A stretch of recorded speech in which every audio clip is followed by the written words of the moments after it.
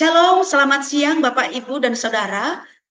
Bersyukur sekali pada hari ini kita kembali mengikuti program live dari Tasmos Doa Konseling dari Majelis Pendidikan Kristen Indonesia yang berkolaborasi dengan Bara Digital Ministry. Pada hari ini kita akan membahas terkait tentang profil sekolah Kristen, yaitu Sekolah Samaria yang ada di Jakarta Barat atau Sekolah Samaria Tomang. Hari ini narasumber kita adalah Dr. Randa Grace Deborah Kumara, MAT, atau lebih akrab dipanggil Ibu Debi. Ibu Debi merupakan koordinator sekolah Samaria Tomang. Dan juga Ibu Debi merupakan bagian dari pengurus harian Majelis Pendidikan Kristen bidang 1 pengembangan pendidikan. Nah, Bapak, Ibu, dan Saudara, sebelum jauh kita berbincang nantinya dengan Ibu Debi sebagai narasumber kita, saya mengajak kita terlebih dahulu tunduk dalam pimpinan Allah Roh Kudus, kita berdoa bersama-sama. Bapa di dalam surga, terima kasih Tuhan. Pada kesempatan ini kami diberikan waktu kembali untuk melihat dan mendengarkan bagaimana Tuhan terus berkarya di dalam kehidupan kami dan khususnya di dalam pelayanan pendidikan Kristen yang ada di Indonesia. Dan pada hari ini kami akan mendengarkan bersama, menyaksikan profil dari Sekolah Samaria Tomang melalui narasumber kami Ibu Debi. Kiranya Tuhan berikan hikmat bijaksana daripada Tuhan, dan biarlah melalui kesaksian bagaimana Tuhan memimpin sekolah ini, kami boleh dikuatkan, diberkati, dan dikobarkan semangat kami terus melayani Engkau di dunia pendidikan ya Tuhan. Terima kasih Bapak, pimpinlah waktu kami ini, demikian media yang kami gunakan semuanya di dalam kontrolnya Roh Kudus Tuhan saja. Dengarlah doa kami Bapa di dalam nama Tuhan Yesus Kristus. Amin. Bapak, Ibu, dan Saudara, sebelum saya persilahkan kepada Ibu Debi, mari terlebih dahulu kita melihat profil sekolah Samaria. Kita menyaksikan video berikut. Selamat datang di Sekolah Samaria Tomang.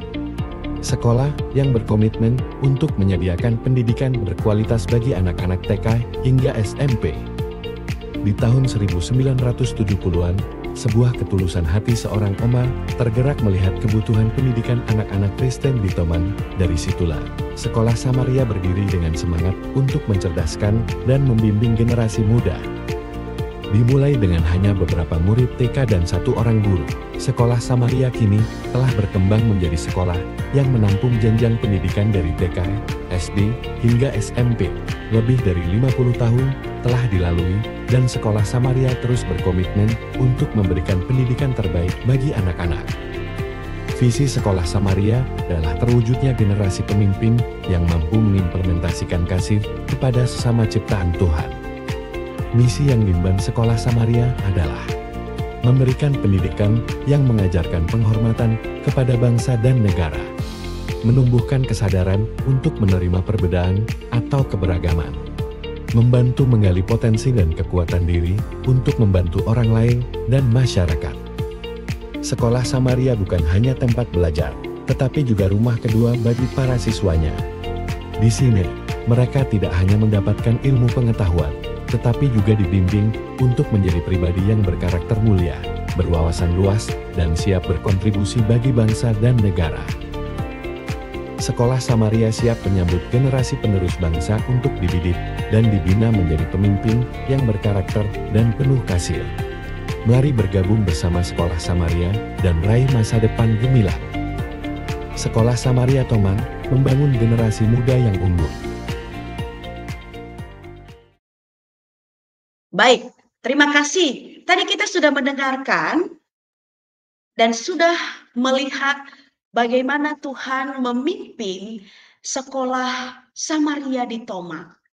Nah, setelah kita mendengarkan dan melihat tentang profil Sekolah Samaria, mungkin bisa diceritakan dengan lebih lengkap apa yang menjadi latar belakang berdirinya Sekolah Samaria. Langsung saja kita menyapa dan saya persilakan kepada Ibu Debbie. Shalom Ibu Debbie. Shalom Bu Ena. Ya Bu, silakan Ibu. Tadi kita sudah melihat dan mendengarkan video yang sudah ditayangkan. Saya persilakan kepada Ibu Debbie untuk berbagi dan kita sama-sama dikuatkan melalui pengalaman dari Sekolah Samaria. Silakan Ibu Debbie. Baik, terima kasih Bu Ena untuk kesempatan yang berharga ini. Sekolah Samaria Tomang itu berdiri tahun 1971, jadi sudah panjang usianya. Tahun 70-an itu Tomang itu daerah baru di Jakarta. Jadi belum ada populasinya belum padat, sehingga ada seorang oma rindu sekali mendirikan atau mengumpulkan anak-anak Kristen di daerah Tomang untuk mendapat pendidikan Kristen. Nah, karena kerinduan beliau lah maka terjadi sekolah Kristen.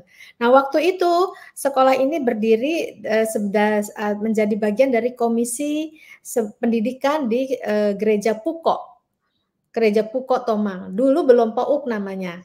Puko itu atau PAUK itu adalah gereja dari PGI gitu ya, di bawah naungan PGI ada gereja Puko waktu itu. Nah, kami merupakan komisi pendidikannya. Nah, mulai berkembang tuh karena daerah Tomang masih baru, maka siswanya jadi banyak karena keluarga muda masih ada di situ. Itu tahun 70. Nah, tahun 90-an ketika keluarga mudanya sudah berkembang dan sudah bergeser, tidak lagi di sekitar Tomang, kemudian sudah mulai terjadi penurunan jumlah siswa karena sudah banyak sekolah-sekolah di Jakarta Barat, sudah banyak keluarga-keluarga muda yang tidak tinggal di Tomang lagi, sehingga pelan-pelan jumlah siswa kita mulai menurun. Dan itu 90 ke tahun 2000-an dan sampai 2021 ya, kita 2020 ya kita masuk pandemi. Nah, pandemi itu semakin lagi kita mendapat badai, ya kan? Badai itu, pandemi itu menjadi badai bagi seluruh dunia termasuk dunia pendidikan. Nah, apalagi sekolah Samaria yang ada di Tomang karena sekolah kita kecil, sekolah kita ada tidak banyak jumlah siswanya, dan kemudian yang menjadi siswa di Tomang adalah sebenarnya banyakkan siswa pendatang, bukan dari Tomang lagi, tetapi dari daerah yang tinggal di Tomang, sehingga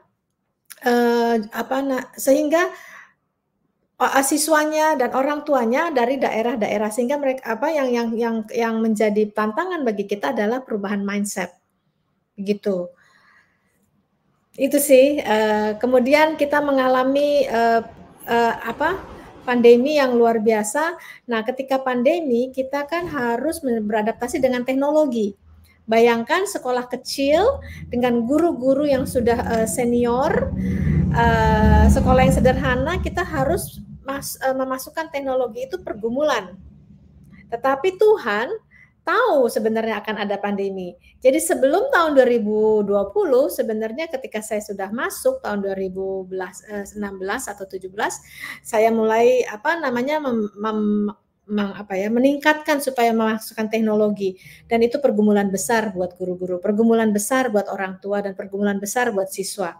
Tapi kami lalui pandemi dan sekarang kita harus bangkit lagi, dan kita sudah mulai berintegrasi, menyesuaikan kurikulumnya. Walaupun kami sekolah kecil, tapi kurikulum kami, guru-guru kami sudah bisa menyesuaikan dengan kebutuhan zaman. Jadi walaupun sekolah Samaria kecil, walaupun sekolahnya terdiri dari siswa-siswa yang kebanyakan dari daerah, tapi mereka mendapat kualitas pendidikan yang baik. Kenapa? Karena kita memberikan pendidikan Kristen, kita memberikan guru-guru yang terbaik dengan guru-guru yang bisa menyesuaikan kebutuhan anak-anak untuk zaman ini begitu ya, di mana ada kurikulum merdeka, di mana ada teknologi yang dilibatkan begitu. Saat ini pergumulannya seperti itu sih Ana, tapi tidak mudah menjalani 50 tahun sebagai sekolah, 50 tahun lebih ya, 50 tahun lebih untuk menjalani pendidikan di Jakarta, melayani pendidikan di Jakarta. Kira-kira begitu, Ena. Oh iya, luar biasa Ibu Debbie, bagaimana Tuhan sudah menolong selama 50 tahun lebih sekolah Samaria berada di tengah-tengah kota Jakarta, tepatnya di kota Jakarta Barat ya Bu ya. Bu Debbie, kalau kita melihat dari sekolah-sekolah yang sudah lebih berkembang, kalau kita membandingkan mungkin kita merasa begini, kami kecil seperti itu, anak-anak kami pasti, merasa tidak bisa menyaingi sekolah-sekolah yang sudah besar dan sudah maju seperti itu. Apakah, dengan kejadian seperti ini atau perasaan-perasaan seperti ini, ada tidak di dalam diri Ibu Debbie sebagai koordinator di sekolah Samaria? Lalu apa yang harus Ibu Debbie untuk lakukan supaya, membuktikan bahwa kita sekolah kecil, sekolah Kristen yang bisa tampil beda seperti itu Ibu Debbie? Silakan. Tidak mudah ya Bu Ena ya, karena, apa namanya, melakukan sebuah perubahan itu tidak bisa sendiri pertama. Melakukan sebuah perubahan itu tidak mudah, tidak bisa terjadi seperti kita membalikan telapak tangan. Itu makan waktu dan itu perlu, dukungan dan perlu doa, air mata dan iman. Tetapi saya percaya begini, sekolah Samaria ditempatkan di Tomang yang cukup strategis dan kemudian menjadi magnet bagi keluarga-keluarga Kristen yang tidak mampu. Menjadi magnet bagi keluarga-keluarga yang mempunyai anak berkebutuhan khusus. Karena untuk anak yang anak kebutuhan khusus ketika masuk ke sekolah besar kan rasanya itu kan kayak akan susah ya, akan pergumulannya lebih besar. Tapi ketika kami sekolah kecil, perhatian guru-guru menjadi intensif kepada setiap siswa, termasuk siswa yang berkebutuhan khusus. Ketika kami sekolah kecil, sebenarnya perhatian guru-guru menjadi luar biasa besar dan perubahan siswa itu kelihatan nyata karena kita seperti keluarga, gitu. Itu untuk anak-anak ya, tetapi untuk membuktikan bahwa kita sekolah kecil itu tetap bisa eksis itu tidak gampang. Apalagi anak-anak ini anak-anak dari latar keluarga yang berbagai macam ya, beragam ini latar belakang keluarganya.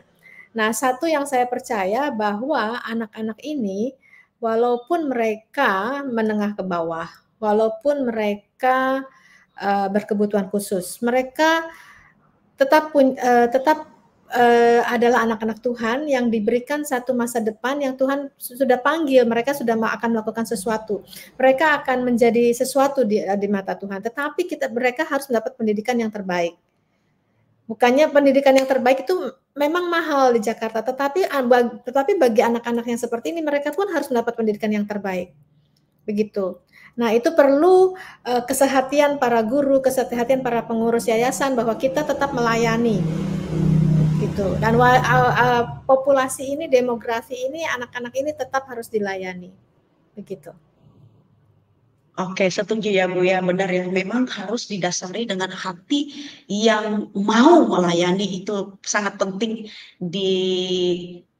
pegang erat sebagai tim, yaitu guru ya, guru, kepala sekolah dan semua para pemimpin di dalam sebuah sekolah Kristen Indonesia. Baik, Bu Debbie, tantangan apa yang paling Ibu alami atau sekolah Samaria yang paling mendasar di sekolah Samaria saat ini yang dialami Ibu Debbie? Silakan. Yang sebenarnya yang cukup berat dan sebenarnya ini bukan hanya sekolah Samaria yang mengalami ya, di mana-mana sebenarnya di pendidikan pasti akan berat ketika kita harus merubah mindset, merubah pola pikir. Dunia pendidikan berubahnya begitu cepat. Kenapa? Karena kita harus menyesuaikan dengan dunia ya perkembangan teknologi, perkembangan pengetahuan, ya. Karena perubahan begitu cepat, sementara dunia pendidikan kita tidak bisa secepat itu larinya. Nah, apalagi merubah mindset siswa, merubah mindset orang tua.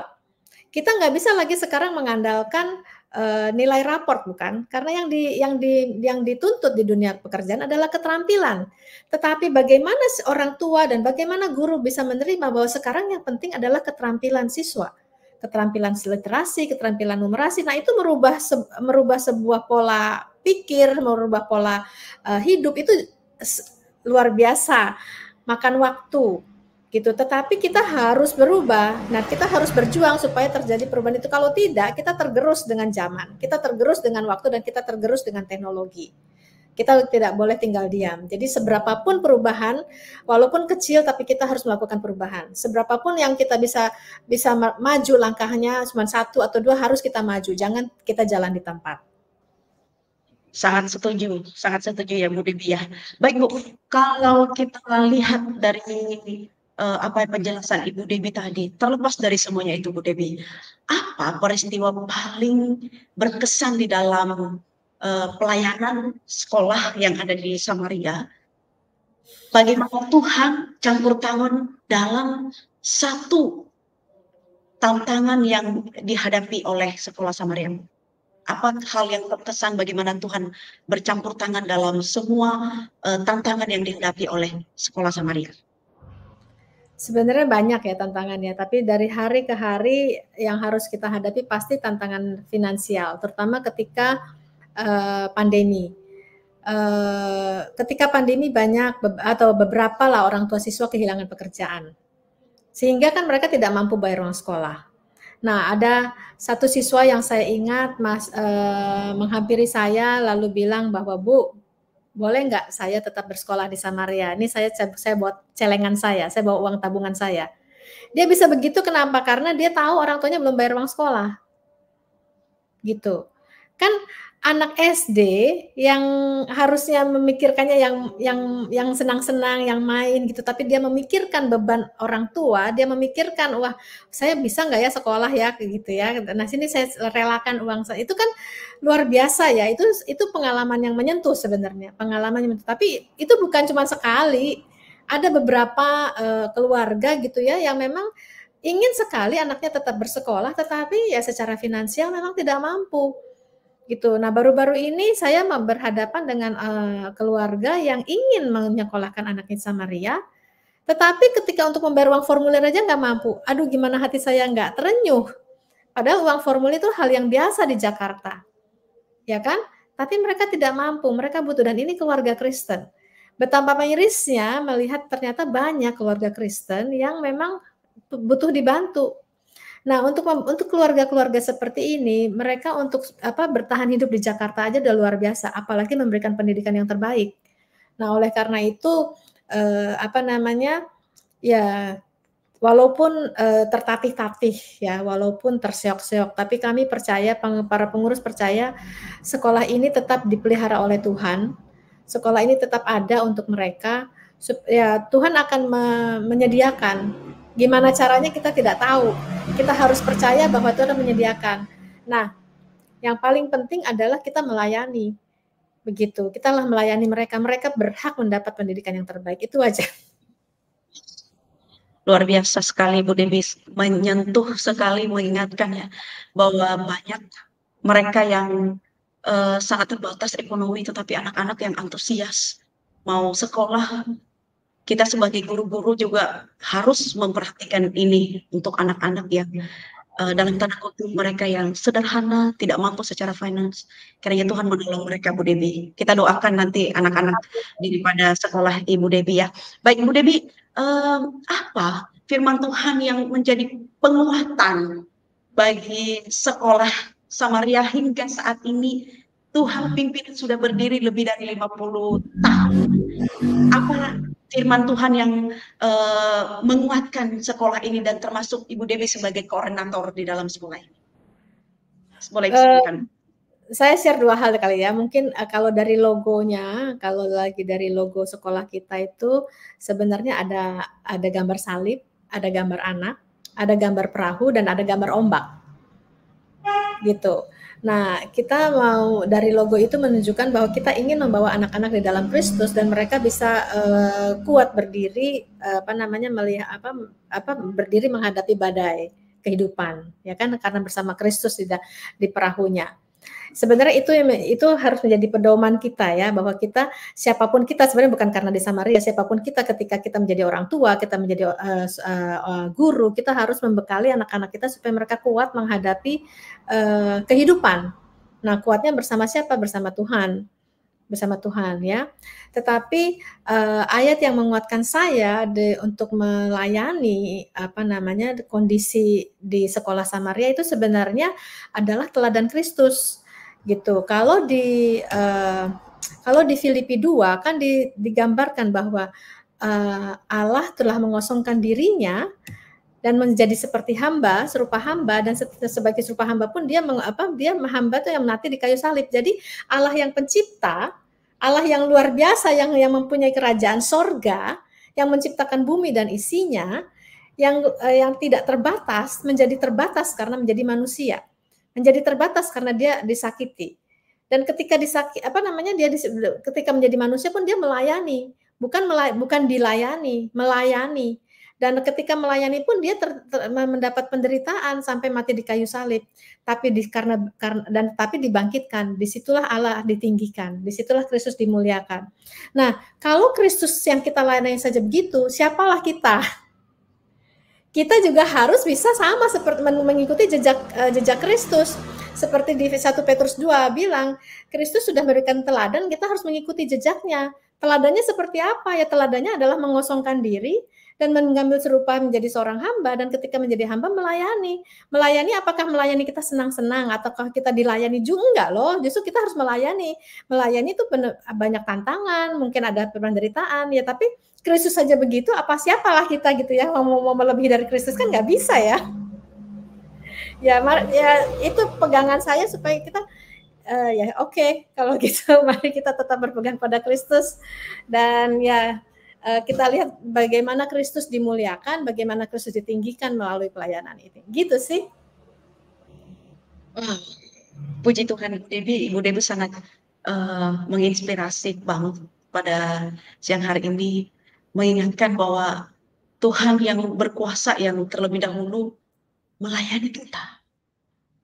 Ya, yang menjadi sederhana untuk melayani kita itu luar biasa, mengingatkan kita kembali para pendidik-pendidik Kristen di seluruh Indonesia, bukan hanya di Sekolah Samaria. Mari bangkit dan semangat benar-benar melayani anak-anak yang kecil ini. Mereka kelak akan menjadi generasi penerus bagi bangsa kita, khususnya sekolah Kristen menjadi alat di tangan Tuhan hidup mereka. Bu Debbie, apa kira-kira closing statement dari live hari ini yang mendorong Bapak, Ibu di luar sana yang mendengar kesaksian ini, bagaimana harus mendedikasikan diri kita untuk melayani Tuhan melalui anak-anak yang sudah Tuhan percayakan di sekolah-sekolah kita masing-masing. Silakan Ibu Debbie untuk menyampaikan closing statement-nya. Ya, baik. Terima kasih Bu Ena untuk kesempatannya. Sebenarnya dimanapun kita berada, dimanapun apapun pelayanan kita, ketika kita punya panggilan masing-masing, pelayanan kita mungkin berbeda-beda ya, tidak hanya di pendidikan, tidak hanya jadi guru, tetapi terutama bagi para yang pelayanan dalam pendidikan, pelayanan guru itu harus bisa tetap meneladani Kristus yang melayani. Ya, Kristus itu melihat anak-anak kecil itu berharga, ya kan? Dia bilang tidak ada yang bisa masuk kerajaan surga kalau tidak sama seperti anak-anak, gitu kan? Jadi mari kita hargai setiap anak, setiap jiwa, berapapun, walaupun sedikit misalnya di kelas kita, walaupun banyak siapapun, tapi satu jiwa berharga di mata Tuhan. Satu jiwa harus diselamatkan, dan satu jiwa-jiwa ini harus dibawa untuk menemukan panggilan mereka di dalam Tuhan. Kita yang sudah dewasa tahu kita sudah dipanggil untuk melayani di berbagai bidang, tetapi ketika kita punya anak, kita punya siswa, kita harus membantu mereka, baik kita sebagai guru, baik kita sebagai orang tua. Tuhan punya panggilan kepada anak ini, kita bantu mereka menemukan panggilan itu. Nah, disitulah luar biasanya dunia pendidikan. Kita punya suatu hak yang istimewa untuk membantu anak-anak menemukan panggilan anak-anak ini masing-masing. Gitu kira-kira. Terima kasih banyak Ibu Debbie, kiranya Tuhan memberkati Sekolah Samaria, maju terus walaupun kecil tapi tampil beda bagi kemuliaan nama Tuhan ya Bu Debbie. Dan Tuhan pakai juga Ibu Debbie lebih dahsyat di sana menjadi pemimpin yang baik dan menjadi berkat bagi guru-guru, bahkan anak-anak yang ada di sana.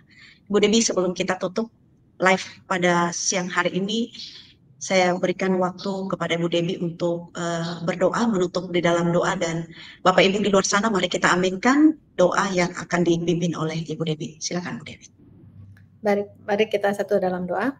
Bapa di surga, kami mau mengucap syukur kata kami boleh mengenal Engkau, Allah yang luar biasa. Kami boleh mengucap syukur karena kami boleh dipercaya oleh Tuhan untuk menjadi pelayan Tuhan di tempat kami masing-masing. Kami mengucap syukur untuk anak, untuk siswa yang dipercayakan kepada kami dimanapun kami berada. Tuhan, tolong kami untuk melihat anak-anak ini seperti Tuhan melihat mereka. Tolong kami menangkap isi hati Tuhan supaya kami boleh melayani mereka seperti bagaimana Tuhan ingin kami melayani mereka. Tuhan, terima kasih untuk kehormatan menjadi pelayan Tuhan dimanapun kami ditempatkan. Biarlah kami boleh terus-menerus secara konsisten meninggikan Tuhan, meninggikan Kristus, dan semakin banyak jiwa yang dimenangkan karena Kristus yang ditinggikan. Jangan biarkan kami mencuri kemuliaan Tuhan dalam pelayanan kami. Terima kasih Bapak. Inilah doa kami yang sederhana, tetapi kami minta supaya Engkau yang menyempurnakan, Roh Kudus menyempurnakan doa ini. Di dalam nama Yesus Kristus kami berdoa. Amin. Amin. Terima kasih Bapak dan Ibu yang sudah mendengarkan kesaksian dari Ibu Debbie pada siang hari ini. Jikalau Bapak dan Ibu ingin mendengarkan kesaksian-kesaksian lainnya, silakan mengunjungi YouTube MPK yang ada dan juga boleh melihat juga di web MPK, ada di sana terkait siaran atau terkait live-live yang sudah lewat. Silakan Bapak Ibu mengunjungi di sana. Dan kita akan bertemu kembali di live-live selanjutnya di minggu-minggu yang akan datang dengan topik-topik yang berbeda. Dan saya Ena dari MPK, Ibu Debbie, dan juga rekan-rekan yang melayani di belakang layar, mohon undur diri, tetap jaga kesehatan. Shalom, Tuhan memberkati.